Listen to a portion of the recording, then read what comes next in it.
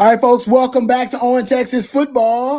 Welcome back to another episode here on On Texas Football. This actual episode, we'll be talking about the bowl game. There's been a lot of discussion about other things unrelated to actual football. We'll talk a little bit of football here and what players we think are going to benefit most from the extra bowl practice. You get 15 extra practices. Essentially, you get a spring football season at the end of the year. We'll talk about who's going to benefit most from those extra practices.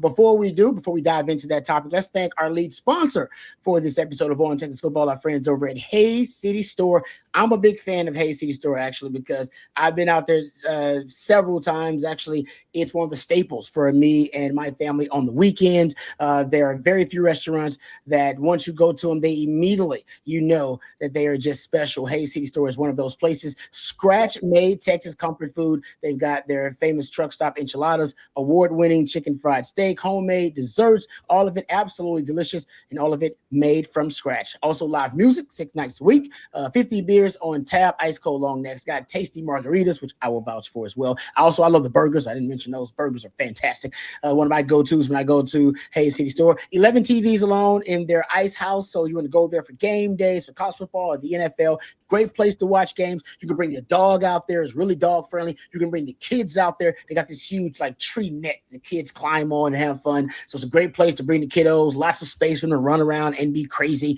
They got brunch that is served from 10 a.m. to 3 p.m. every Sunday, which is really good. So join the folks out at Hays City Store. Bring the whole crew. For more information, check out HaysCityStoreTX.com. Hays City Store. It's uniquely Texas. All right, let's dive into it, gentlemen. All right, so I'll just say this, the spring practice I talked about is that extra 15 practices. You don't really dial in those practices and start zeroing in on the game plan until closer to the game week because you got all that extra time. So until you got to the point that we're discussing here, there's a lot of extra practices and you want guys to be fresh for that game too, and you get a lot of young guys that are getting reps. So who do you guys think? Jeff, I'll throw it to you first. Who do you think is going to benefit most from these extra practices that the Longhorns are going to have for the bowl game? Well, you'd like to say, and there's a couple guys I could throw out there of guys we didn't see play much, but there's two guys that we know are going to be returning next year that I think probably could have chips on their shoulder. One is Grayson Littleton. When you start looking around at postseason, all SEC teams, there was the coaches team and the AP team. He wasn't on either one of them. And, there's been some freshman All-American teams put out that he wasn't on. So I think Grayson Littleton can kind of use this as a time where they have that chip on your shoulder and maybe get ready to show everybody in the bowl game maybe what they missed. So I think Grayson Littleton is one of those names. And honestly, Brandon Baker, and I think this is a really good sign for an offensive tackle, is the last kind of 4 or 5 games, it was out of sight, out of mind with Brandon Baker. I didn't really notice him. And for an offensive tackle, that's really good because if you're being noticed, it's either really good or really bad. But if you're not being noticed as an offensive lineman, that probably means you're doing your job pretty well. I know he's had some issues still with penalties. That's something a lot of young guys have to overcome. But those are two guys. I know we'll talk about some of the other guys that didn't play much, Rod, but those are the two guys that, hey, in this day and age of the portal, it's really refreshing when you've got a cornerback and an offensive tackle that are going to be back next year, that are going to be in prominent roles coming off of years where they had a lot of growth and development. Those are two guys I think can really benefit from this time. All right, good stuff. CJ, what are your thoughts? Who do you think is going to benefit most? And actually, I would be negligent if I did not mention CJ wrote a great article actually about this at ontexasfootball.com. So you can go check out. Very expansive on this very topic. But CJ, who are the players you think can benefit the most from these extra bowl practices? Yeah, thank you for that, Rod. But I wanted to go a little bit of a different route. A couple of guys who had been on campus a few years. I got one on both sides of the football. I'll start defensively, but it's Kobe Black, because I know a lot of the early kind of leaning and trending direction for next year is, hey, you got Cade Phillips and you got Grayson Littleton. Those are going to be your two corners. I look back at that Texas A&M game and I said, hey, man, I liked what I saw from Kobe Black.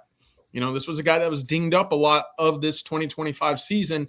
Now that he was back on the field towards the back end, I know the top end speed might not be what it is with Cade Phillips or Grayson Littleton, but look, he played the football. He was making plays on the ball. He came up with an interception against Texas A&M, and there were a few plays in there where I sat back and I rewatched and I said, okay, that looked a little bit different from what I had seen from the Texas cornerbacks this year. So I'm looking at this 15 practice window, almost like a spring practice light. Go earn yourself an opportunity to compete for that job in 2026 when spring practice comes rolling around. On the flip side, it's another guy who's been on campus for a couple of years now. Didn't see him really at all this year, but it's Nate Kibble. Why? Well, that interior offensive line is going to be completely flipped upside down when the spring comes rolling around. We know Texas is going to be very active in the portal. The staff likes Kibble. You watch his tape back from high school. The guy has extremely long arms. That reach helps him in the run game. He's a mauler in that run game. It's kind of what you classified him at coming out of Atascocita. Now can you really start to earn the trust of the coaching staff in these extra practices before the portal opens and before spring ball comes around? I'm not going to say it will completely change the direction Texas is headed when it comes to offensive linemen, but at least gives him a shot when it comes to earning some type of play time next fall. Yeah, no, that's good, and I like that. I kind of want to go with a group. I do want to see something out of because Jack Andrews is a name who has a decision to make. And I believe Bobby's saying that Jack Andrews will play in the bowl game. But I'm going to go with Nick Townsend. I've been on this Nick Townsend. He ended the season really strong. I think he's a guy that really could impress and really could use these bowl practices, considering now his confidence as a young player is probably as high as it's ever been because he actually got a chance to contribute in a major way in an A&M game. Another guy I'll go after on offense is, Dalen McCutcheon was on the verge of being able to penetrate the circle of trust, right? Every now and then you see him sprinkle in some Dalen McCutcheon. And I know the wide receiver room is deep and expect that, those guys largely your main core of that group is coming back. But interesting to see if Dalen McCutcheon continues to gain the trust of the coaches with these extra practices too on offense. That's something that I'll watch because I was interested to see how often they used him, but he actually was productive when they put him in the game, the very few snaps that he ended up having. On the defensive side of things, and it'd be, to me, really interesting to see. I think the young group in that secondary, and you talked about it, I a guy that, has been talked about, guys like Wardell Mack, guys like Kobe Black. I'm with you as well. I think you made a good point about them, CJ. I like the Kobe Black one. I even heard Jerry talk about they should experiment with him at safety because he's got the build for it. He's a physical player, and maybe some of the fluidity that he lacks maybe in his hips and his straight line speed at corner, but it's not an issue for him at safety. We'll see. I think that's interesting, but I think right now he's ascending. So it's a really interesting time for him. Like, hey, what do you do now? You got all this confidence. Now you're feeling you're at your best game as a player. Are you going to build on that? Are the coaches going to help him build on that? Do they want to see more of him? That was definitely the case with Cade Phillips down the stretch, right? When we saw a glimpse of him, it's like coaches liked what they saw. It was like, no, you're playing more. And usually that's the case. They reward guys. Talking about the Nick Townsend, talking about Kobe Black. If they put you out there for a little while and you perform and produce, the old world, kind of the old rules of football are I reward that young guy. Let's give him more opportunity. He's playing really well. So I just think those are guys down the stretch who got opportunities and really produced for Texas. So I think they'll build on that too. Let me ask you, is there somebody that we haven't seen a lot during the regular season that you think in the bowl game itself, because this is such a weird game? All right, you don't have Michigan with an interim coach. We talked enough about the scandal in Michigan, but they got their own issues going on. If you're Texas, it is an exhibition game and it's not a playoff game.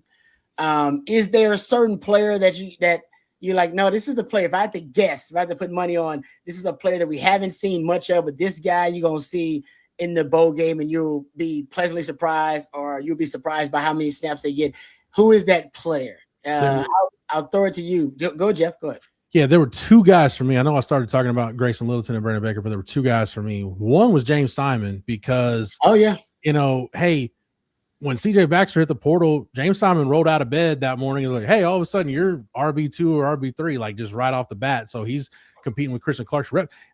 As of right now, it sounds like Trey Wisner's going to play the bowl game, but if he decides not to for whatever reason, then James Simon may start this game. I know that's going out on a limb, but I think too, I look for guys, Rod, at this time and then in the spring ball. Hey, guys that might have a chip on their shoulder. And if I'm James Simon, look, I know I got some run early season. The coaches didn't give me many carries in SEC play, and they're already talking about we've got to go to the portal to get a running back. No, I think James Simon can really establish himself, and it may be now or never for him. As far as a guy that may play in the game, Anthony Hill's not going to play in the bowl game. Sounds like Trey Moore's not going to play in the bowl game. Man, Bo Barnes could get snaps and could get significant snaps. So those are the two guys right away, CJ, to me, that really jumped out, especially like Bo Barnes can end up playing maybe more in the bowl game than he has all year. Yeah, Bo Barnes had the flashing lights whenever, Rod, you tossed up that question. That was the first name for me. I'll go a different direction now. And it's an interesting one for me because I know that we've talked a little bit about that running back position. You know, a guy who's been there for about a month now and over the last 2 weeks who's been working exclusively at running back, almost to the point where, hey, they've even added some kickoff return duties to him as well over the last week. That's Michael Terry III. Oh, yeah. And so I'm intrigued. I know, Rod, you mentioned it. We haven't seen him, right? We haven't seen a lot of these guys during their freshman year. But for whatever reason, something's telling me that this staff wants to get Michael Terry the ball, moving from wide receiver to running back when those numbers dimmed down a little bit. He looked so good as a running back on scout team that they said, hey, you're not going back to wide receiver immediately. In fact, go return some kicks because we like the ball in your hands that much. So I know we haven't seen him. I know he's kind of bounced around a little bit, but something in my head that's telling me that, hey, they like the idea of the ball in his hands. Maybe they got something in store for him when it comes to this game against Michigan at the end of the month.